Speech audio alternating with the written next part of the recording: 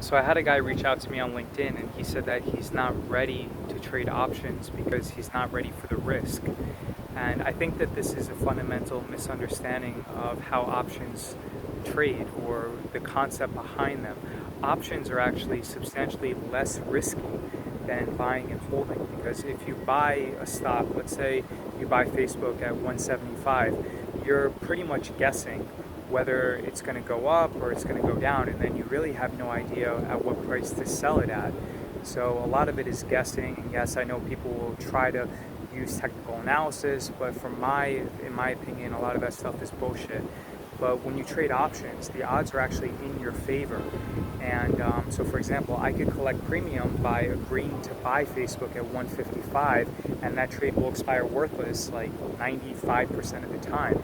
However, there is one caveat to that, and the reason why people do get in trouble by selling options is they get greedy and they trade too large and they take too many bets. So because the online exchanges, they treat the buying power differently between buying a share of Facebook or buying 100 shares of Facebook versus selling one option contract.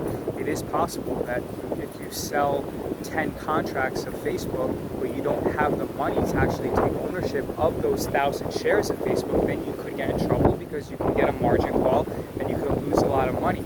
However, if you are going to buy 100 shares of Facebook, there are zero scenarios where it makes more sense to buy 100 shares of Facebook as opposed to selling one put of Facebook. So to respond to that guy, yes, options are less risky inherently as long as you don't trade too many contracts, and as long as you have the underlying account value where in the worst case scenario you can take ownership of that underlying security at the strike price if the stock decides to fall, in the unlikely scenario that the stock falls below the strike price. So to summarize, options are actually way less risky than pretty much any other form of investing.